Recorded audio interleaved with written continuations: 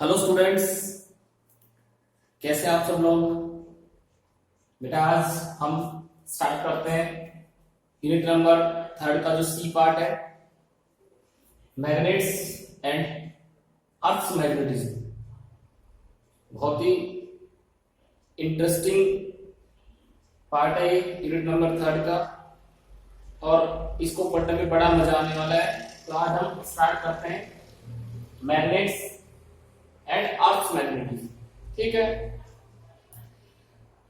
तो सबसे पहले जो हमने पढ़ा था magnetic effect of electric current, first part जो था 3rd यूनिट का, वो था magnetic effect of electric current.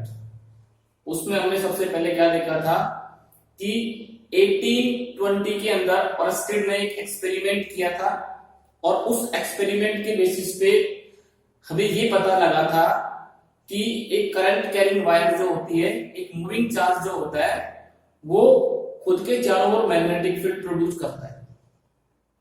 ठीक है, लेकिन उससे पहले भी हमें मैग्नेट्स के बारे में पता था कि कोई ऐसा ऑब्जेक्ट होता है जो निकल, आयरन और कोबाल्ट के छोटे छोटे पीसीज जो है उनको अट्रैक्ट करता है, और उस ऑब्जेक्ट को हम मैग्नेट बोलते हैं। क्या बोलते हैं?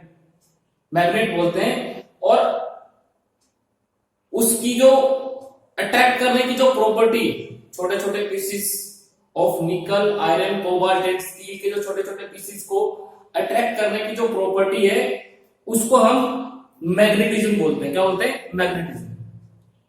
और ये मैग्नेट की जो स्टोरी है, मैग्नेट की जो ओरिजिन है, भाई कहां से मैग्नेट का नाम मैग्नेट पड़ा और कब हमें इसके बारे में पता लगा, मैग्नेटिज्म के बारे में पता लगा, तो ऐसा माना जाता है कि 600 BC, before the Christ, 600 BC यूनान के अंदर, ग्रीस के अंदर एक गडरिया था, और उसका नाम मैग्नस था, मैग्नस। और वो अपनी भेड़ों को लेकर के एक पहाड़ पे जाता है, तो उस पहाड़ पे उसको एक बड़ा सा ब्लैक स्टोन दिखाई देता है, और उस ब्लैक स्टोन के ऊपर बैठ जाता है। उसके हाथ में एक छड़ी होती है, और छड़ी के नीचे एक लोहे का कील लगा होता है, बड़ा सा बॉटम लगा होता है, और जैसे उस छड़ी को उस पत्थर पे रखता है, तो वो छड़ी उस पत्थर के साथ चिपक जाती है। इसी तरह से जैसे उसके ऊपर अपना पैर रखता है, तो उसका पैर भी उसके साथ चिपक जाता है। तो उसको बड़ा आश्चर्य होता है, बड़ा सरप्राइज होता है वो, और उसको लगता है कि कोई भूत वगैरह का चक्कर है। वो वहां से दौड़ करके गांव वालों को बुला करके लाता है। जब लोग वहां खुदाई करते हैं, तो वो खोदने की जो कुदाल होती है, वो भी उस पत्थर के साथ चिपक जाती है। तो जैसे उसके बाद जो उस टाइम के फिलोसोफर थे, उन्होंने आके वहां पे थोड़ा सा स्टडी किया उस चीज को, और उनको ये पता लगा कि ये जो स्टोन है, ये लोहे, आयरन और कोबाल्ट की चीजों को ही अट्रैक्ट करता है। और उस पत्थर का नाम था मैग्नेटाइट। क्या नाम था? मैग्नेटाइट। मैग्नेटाइट जो होती है आयरन की एक और होती है, और ऑफ आयरन। तो क्योंकि ये सबसे पहले किसको पता लगा ये चीज, मैग्नस नाम के गडरिये को पता लगा, तो उसी के नाम पे इसका नाम मैग्नेट रखा गया, इस पत्थर का नाम मैग्नेट रखा गया, इस स्टोन का नाम मैग्नेट रखा गया। ठीक है, ये छोटी सी कहानी मैग्नेट के साथ जुड़ी हुई है, और इसलिए इसका नाम मैग्नेट पड़ा। और इसका जो नेचुरल फॉर्मूला जो होता है, natural formula of magnet, natural magnet, ये नेचुरल मैग्नेट होता है, मैग्नेटाइट तो होता है Fe3O4, यही मैग्नेटाइट होता है। और ऑफ आयरन की एक और होती है, कच्चा आयरन, लोहा जो होता है, उससे प्योरीफाई करके आयरन निकाला जाता है। तो ये लोहे का एक रूप होता है और इसमें नेचुरल एक अट्रैक्ट करने की प्रॉपर्टी होती है निकल आयरन और कोबाल्ट की चीजों को, तो इसलिए इसका नाम मैग्नेट पड़ा। एक छोटी सी कहानी है। और ये जगह जो स्टेट ऑफ मैग्नेशिया एक जगह वहां पे पड़ती है, जैसे मलेशिया हो गया, इंडोनेशिया हो गया, तो ये स्टेट ऑफ मैग्नेशिया था, तो इसीलिए इसका नाम मैग्नेट पड़ा। हम बात करते हैं मैग्नेटिज्म की। मैग्नेटिज्म, तो मैग्नेटिज्म क्या होता है? The property of a magnet to attract small pieces of nickel iron and cobalt. जो अट्रैक्ट करने की प्रॉपर्टी होती है छोटे छोटे निकल आयरन कोबाल्ट के पीसेस को, उसी को मैग्नेटिज्म बोलते हैं। Is known as magnetism. ये मैग्नेटिज्म है, ठीक है। अब ऐसा माना जाता है कि जो अट्रैक्टिव प्रॉपर्टी जो होती है मैग्नेटिज्म के अंदर, वो किसने डिस्कवर की? अट्रैक्टिव प्रॉपर्टी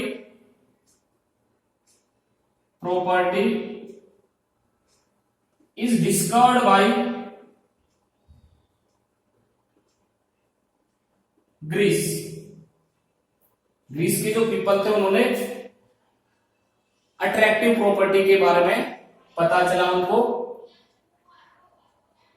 और जो डायरेक्टिव प्रॉपर्टी है, उससे पहले भी ये माना जाता है कि जो चाइनीज पीपल थे, उनको मैग्नेट के बारे में पता था कि इस तरह से ये छोटे छोटे ऑब्जेक्ट्स को, लोहे, आयरन और कोबाल्ट के छोटे छोटे ऑब्जेक्ट्स को अट्रैक्ट करता है, और ये ऑलवेज अर्थ की नॉर्थ साउथ डायरेक्शन के अलग वेस्ट में आता है। तो जो डायरेक्टिव प्रॉपर्टी है, डायरेक्टिव प्रॉपर्टी डायरेक्शन बताने की प्रॉपर्टी बाय चाइनीज पीपल जो थे, उन्होंने ये बताया कि किसी भी मैग्नेट को इस तरह से लटकाओगे तो उसका जो नॉर्थ पोल है वो अर्थ की नॉर्थ डायरेक्शन बताएगा, और उसका जो साउथ पोल है वो अर्थ की साउथ डायरेक्शन बताएगा। तो ये किसने बताया? चाइनीज पीपल ने। और जो अट्रैक्ट करने की प्रॉपर्टी हो किसने बताया? Greek peoples. ठीक है, ये तो इसकी हिस्ट्री के बारे में बात हो गई, मैग्नेटिज्म के बारे में बात हो गई। अब ये तो नेचुरल मैग्नेट होता है, इसी तरह से हम आर्टिफिशियल मैग्नेट भी बना सकते हैं। आर्टिफिशियल मैग्नेट जो मैग्नेट होते हैं भाई, जो नेचर से बना हुआ Fe3O4 किसने बनाया? नेचर ने, तो ये नेचुरल मैग्नेट कहलाता है। इसी तरह से इसके साथ आर्टिफिशियल मैग्नेट भी होते हैं। आर्टिफिशियल जो मैग्नेट होते हैं, क्यों जरूरत पड़ी आर्टिफिशियल मैग्नेट्स की?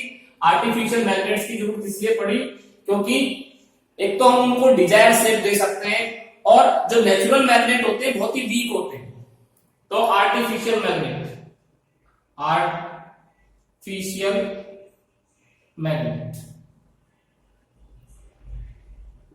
द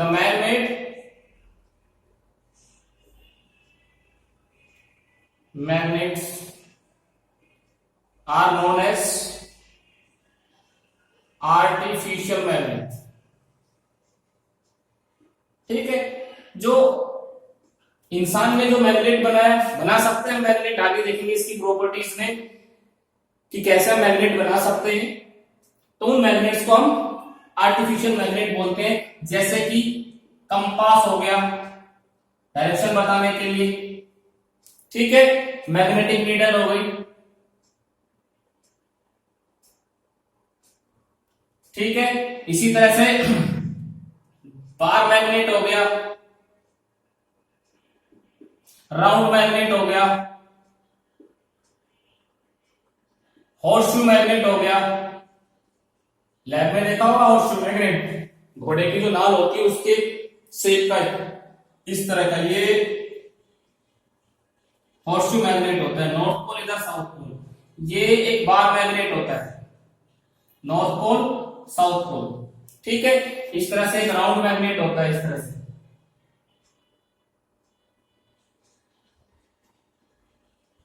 नॉर्थ पोल ऊपर साउथ पोल, अलग अलग डिजायर शेप के हम बना सकते हैं, ठीक है। तो ये डिफरेंट टाइप के, सबसे कॉमनली यूज जो होता है, commonly used, most commonly used, most commonly used magnet, बार बार यूज करेंगे तो ये बार मैग्नेट होता है, क्योंकि इसकी जो शेप होती है बार के जैसी होती है, रेक्टेंगुलर बार जो होता है उसके जैसी होती है, इसलिए इसको बार मैग्नेट बोलते हैं, ठीक है। और अब इसकी कुछ प्रॉपर्टीज के बारे में हम स्टडी करते हैं, किसी मैग्नेट की क्या क्या प्रॉपर्टीज होती है, सम बेसिक्स अबाउट द, ये मैं बोलूं ये और भी अच्छा रहेगा कि some basics about the magnet और मैग्नेटिज्म, ठीक है। तो यहां पे देखो, सम बेसिक्स अबाउट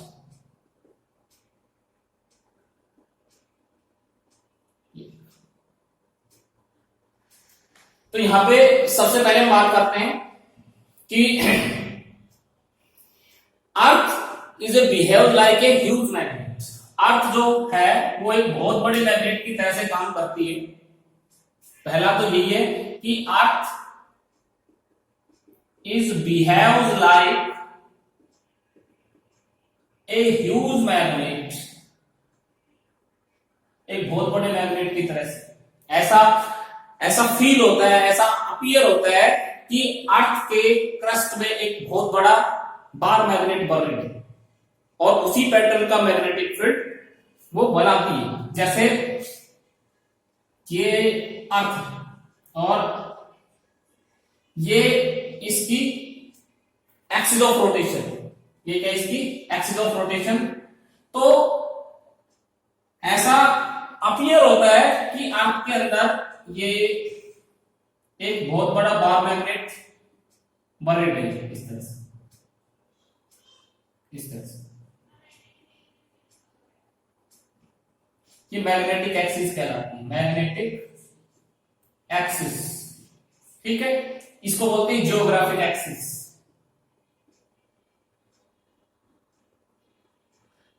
आगे डिटेल में स्टडी करेंगे इसकी, ठीक है। तो यहां ये नॉर्थ पोल, ये south pole, geographic north pole, geographic south pole, तो यहां पे मैग्नेटिक साउथ और मैग्नेटिक नॉर्थ, तो ये लाइन इस तरह से निकलती है और ये इस तरह से आपके चारों ओर इस तरह का पैटर्न मैग्नेटिक फील्ड का बनता है नॉर्थ से साउथ की तरफ, ठीक है। तो जब भी कोई मैग्नेट हम लटकाएंगे तो हमारे मैग्नेट का जो नॉर्थ पोल है, मैंने एक मैग्नेट लटकाया, मैग्नेट को सस्टेंड किया, तो वो मैग्नेट मेरा है वो इस तरह से आकर के रुकेगा अप्रोक्सीमेटली, जिधर अर्थ की नॉर्थ डायरेक्शन जो होगी उधर हमारा नॉर्थ पोल आएगा, हमारे मैग्नेट का नॉर्थ पोल इधर आएगा नॉर्थ डायरेक्शन में, और हमारी मैग्नेट का साउथ पोल इधर आएगा नॉर्थ, जो मैग्नेटिक नॉर्थ है, यहाँ पे साउथ डायरेक्शन में। या हम कहें कि हमारे पास एक मैग्नेट है, उसको रस्सी से बांधा, लटका दिया ऐसे बाहर मैग्नेट, तो जिधर हमारा नॉर्थ पोल रुकेगा, इसको थोड़ा सा डिस्टर्ब कर दिया, हिला, थोड़ी देर बाद रुक गया, हम क्या देखते हैं कितनी बार भी डिस्टर्ब करो उसको वो एक ही पोजीशन पे आकर के रुकता है। तो जिधर ये नॉर्थ पोल दिखाएगा वो अर्थ की नॉर्थ डायरेक्शन होगी, और जिधर इसका साउथ पोल होगा वो अर्थ की साउथ डायरेक्शन होगी। तो अर्थ जो है एक बहुत बड़े मैग्नेट की तरह से काम करता है, और अर्थ का खुद का मैग्नेटिक फील्ड होता है, और ये मैग्नेटिक फील्ड हमें बहुत सारे रेडिएशन से प्रोटेक्ट करता है, सन से आने वाले जो सोलर स्टॉर्म्स जो होते हैं उनसे प्रोटेक्ट करता है, ठीक है। वो आगे हम स्टडी करेंगे, डिटेल में स्टडी करेंगे, लेकिन अभी तो यही जानना हमारे सबसे जरूरी है कि अर्थ जो है वो एक बहुत बड़े मैग्नेट की तरह से क्या करता है, काम करता है। ठीक है, तो ये फर्स्ट चीज हमने पढ़ी कि अर्थ का खुद का मैग्नेटिक फील्ड होता है और एक बहुत बड़े मैग्नेट की तरह से अर्थ काम करता है। दूसरा हम देखेंगे, दूसरी चीज क्या हमारे पास, दूसरी चीज ये है कि second, A bar magnet always comes into the rest along north south direction of earth when suspended freely।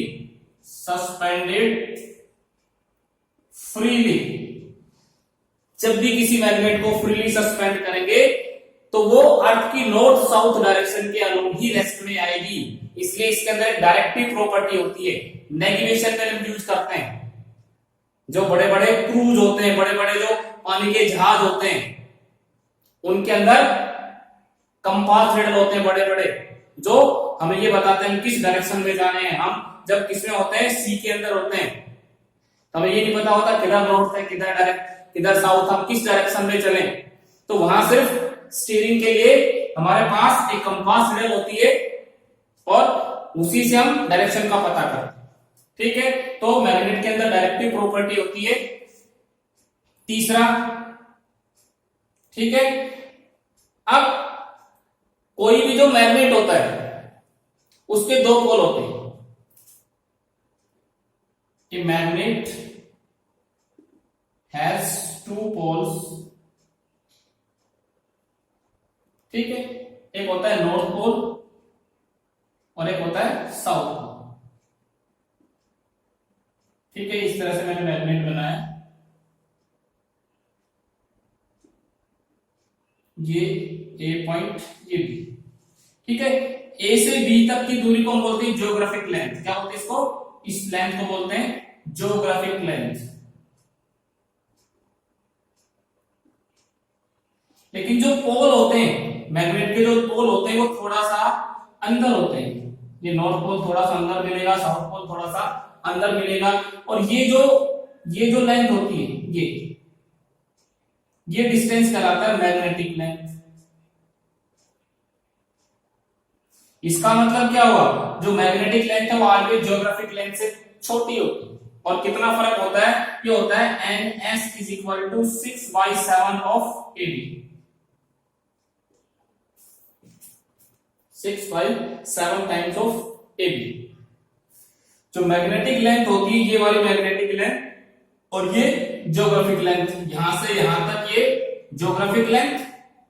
ठीक है, और पोल ऑलवेज थोड़ा सा समवट इनसाइड द मैग्नेट, क्योंकि ये यहां से मैग्नेटिक फील्ड लाइन स्टार्ट होगी और यहां जाकर के खत्म होगी, यहां से निकलेगी, यहां जाकर के खत्म होगी, यहां से निकलेगी, यहां जाकर के खत्म होगी, यहां से निकलेगी, यहां जाकर खत्म होगी, ये इस तरह से। और सबसे ज्यादा क्राउडेड लाइन जो होती है वो कहां पे होती है, एंड्स के ऊपर होती है। इन एंड्स को हम बोलते हैं पोल, और हर पोल की एक पोल स्ट्रेंथ होती है। पोल स्ट्रेंथ मतलब पोल की ताकत, पोल स्ट्रेंथ,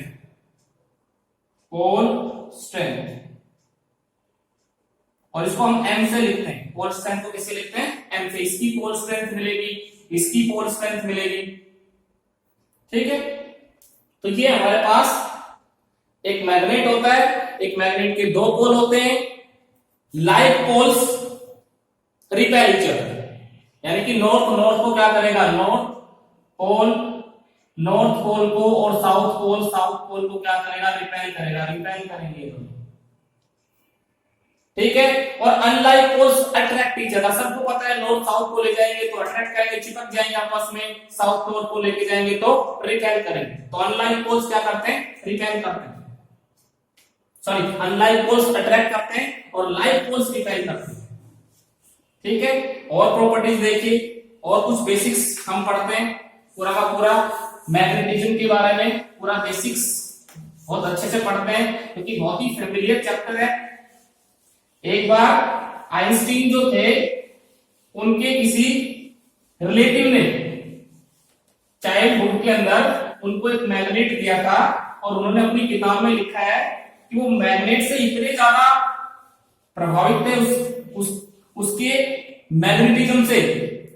छोटी छोटी चीजों को अट्रैक्ट, आयरन निकल कोबाल्ट की चीजों को अट्रैक्ट करने से इतने ज्यादा अफेक्टेड थे कि वो पूरा पूरा दिन उसके साथ खेलते रहते थे और ये सोचते थे कि how it attracts the things. ठीक है, तो ये जब उनकी आप बुक पढ़ोगे तो पता लगेगा। उसके बाद हम चलते आगे। जैसे हमने कूलॉम्स लॉ पढ़ा है, कूलॉम्स लॉ पढ़ा है, दो पोल्स के बीच में फोर्स लगता है, हमने बताया। ये हमारे पास एक नॉर्थ पोल, ये साउथ पोल, इसकी पोल स्ट्रेंथ m1, यहां पे एक नॉर्थ पोल, ये साउथ पोल, इसकी पोल स्ट्रेंथ m2, इसकी भी m2। ठीक है, तो ये दोनों पोल लाइन किधर, साउथ से निकलेंगी, नॉर्थ से निकलेंगी, साउथ की तरफ जाएंगी, इस तरह से। तो इन दोनों में क्या होगा, अट्रैक्शन का फोर्स लगेगा, फोर्स ऑफ अट्रैक्शन। तो कितना फोर्स ऑफ अट्रैक्शन लगेगा, तो उसको निकालने का जो फॉर्मूला है कि जो फोर्स होता है वो डायरेक्टली प्रोपोर्शनल किसके होता है, product of the pole strength, product of the pole strength and inversely proportional to the square of distance. ये फॉर्मूला कहीं देखा सा लग रहा है, ऐसा ऐसा फॉर्मूला हमने पहले भी पढ़ा है, ध्यान लगाओ कहां पढ़ा हमने पढ़ा है कूलॉम्स लॉ के अंदर। तो ये वही कूलॉम्स लॉ है, Coulomb's law in magnetism, magnetism, Coulomb's magnetism के अंदर भी फॉर्मूला दिया था कि दो मैग्नेट हैं, एक की पोल स्ट्रेंथ m है, ये एक की पोल स्ट्रेंथ m, दूसरे की साउथ पोल, दोनों के बीच में अट्रैक्शन होगा, रिपल्सन भी होगा, अगर एक जैसे पोल होंगे तो रिपल्सन भी हो सकता है। तो कितना फोर्स ऑफ अट्रैक्शन होगा, कितना फोर्स ऑफ रिपल्सन होगा, उसने कहा वो डिपेंड करता है उनकी पोल स्ट्रेंथ के प्रोडक्ट के ऊपर, और inversely proportional to the square of distance, कम ज्यादा करेंगे कम हो जाएगा स्क्वायर के हिसाब से। इसको हम लिख सकते हैं F equal to K m1 m2 by r square, K क्या है, कांस्टेंट, और K की वैल्यू कितनी होती है एसआई सिस्टम के अंदर, K की वैल्यू जो होती है एसआई सिस्टम के अंदर वो होती है mu not upon 4 pi, mu not upon 4 पाई। ठीक है, ये K की वैल्यू होती है। हम यहां से लिख सकते हैं F is equal to mu not upon 4 pi m1 m2 divided by r square. Pole strength की यूनिट जो होती है, m की जो यूनिट पोल स्ट्रेंथ यूनिट क्या होती है इसकी, एम्पियर मीटर होती है, एम्पियर मीटर। आगे हम बताएंगे कैसे एम्पियर मीटर होती है, अभी इसके आजकल एम्पियर मीटर होती है। ठीक है, एम्पियर मीटर होती है। ठीक है, तो ये कूलॉम्स लॉ किसमें आ गया, हमारे पास मैग्नेटिज्म के अंदर आ गया। दो मैग्नेट के पोल्स के बीच में कितना रिपल्सन और कितना अट्रैक्शन लगेगा वो हम इस फॉर्मूले से कैलकुलेट कर सकते हैं।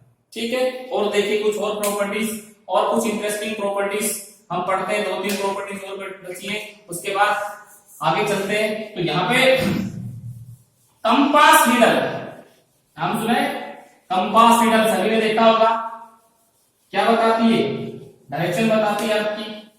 ठीक है, तो कंपास नीडल का जो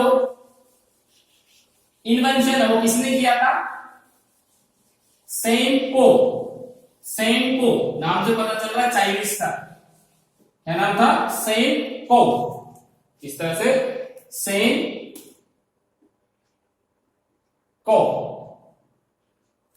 नाम का कोई साइंटिस्ट था, उसने कंपास नीडल बनाया था। ठीक है, अब यहां से बेटा आगे देखेंगे हम कि a magnet has inductive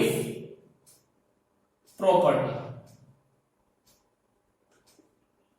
inductive property क्या होती है, किसी लोहे के टुकड़े को कुछ दिन मैग्नेट के साथ रख दो, कुछ घंटे मैग्नेट के साथ रख दो तो उसको भी मैग्नेट बना देता है। किसी भी लोहे के टुकड़े को मैग्नेट के साथ रख दो या उस पर रब कर दो तो उसको मैग्नेट बना देगा। इसको बोलते हैं इंडक्टिव प्रॉपर्टी। क्या बोलते हैं, इंडक्टिव प्रॉपर्टी, अपने जैसा बना देता है।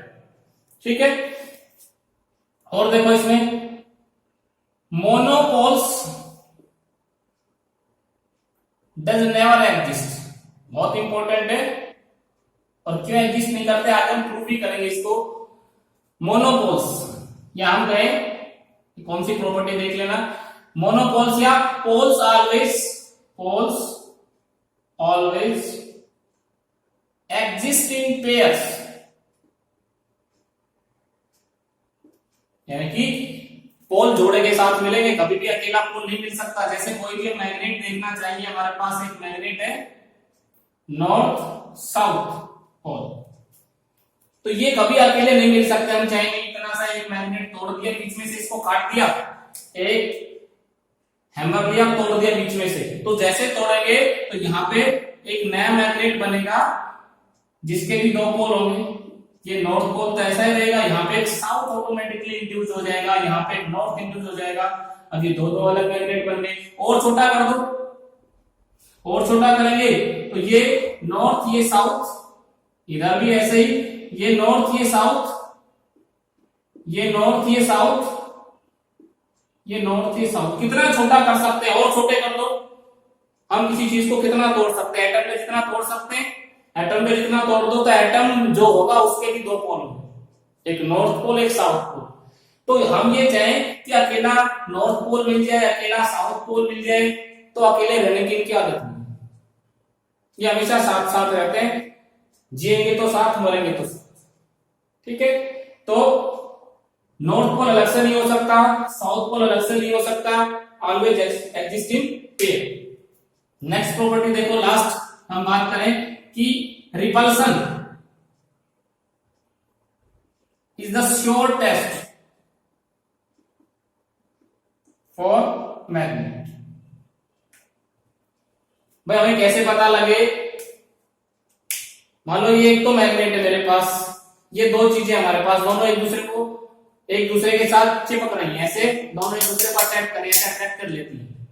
तो क्या इसमें बता सकते हो कि कौन मैग्नेट है और कौन आयरन है, कौन कोबाल्ट है?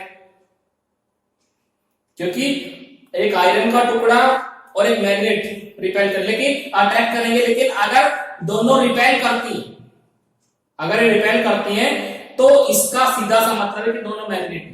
अगर दोनों अट्रैक्ट करती हैं तो इसका मतलब ये नहीं है कि ये दोनों मैग्नेट, मे बी मैग्नेट और may be one magnet and one iron, one cobalt, one magnet, one steel, one magnet, if they attract, but if they repel, then both must be magnets.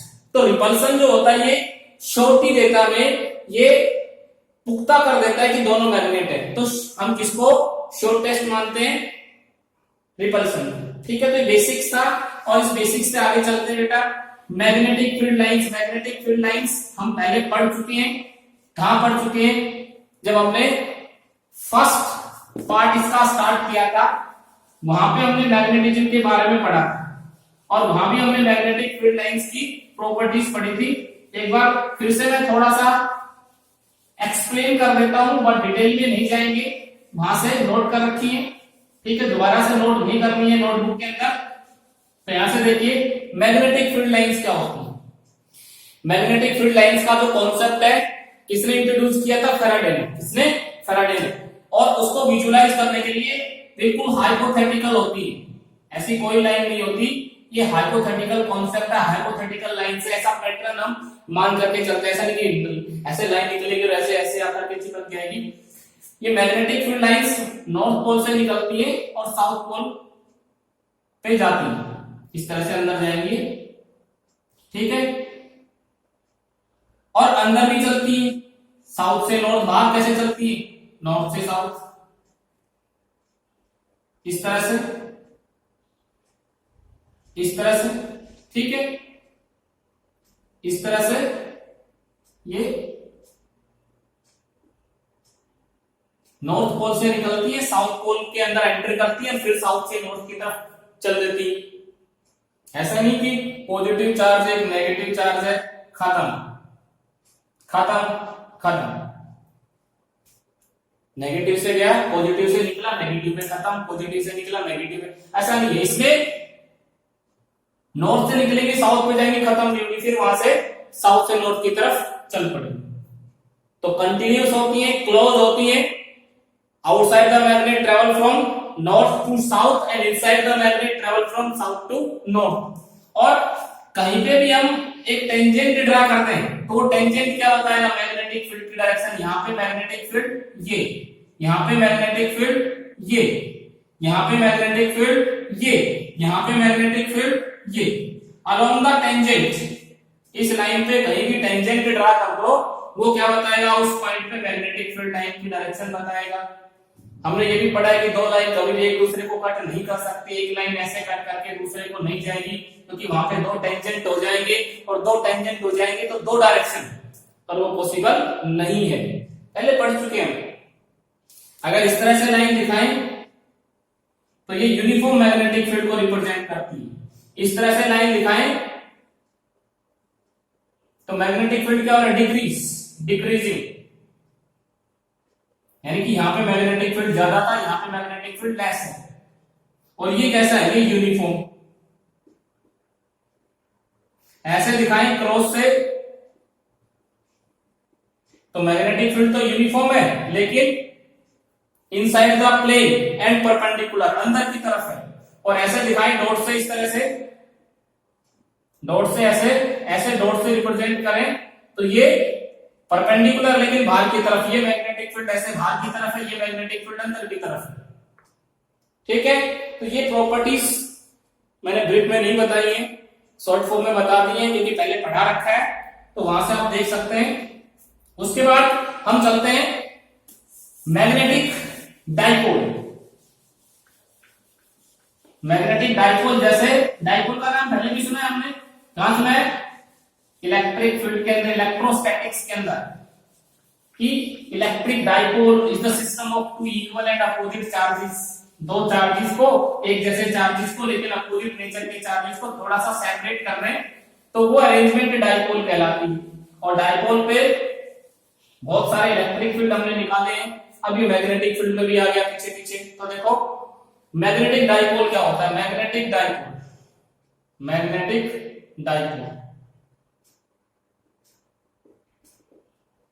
तो magnetic dipole जो होता है बेटा, वो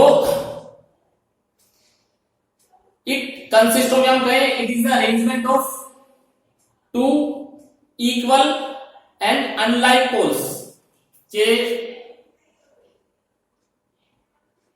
ये north pole, ये south पोल, ठीक है। इन दोनों के बीच का डिस्टेंस हम 12 मान लेते हैं, जैसे वहां हमने माना था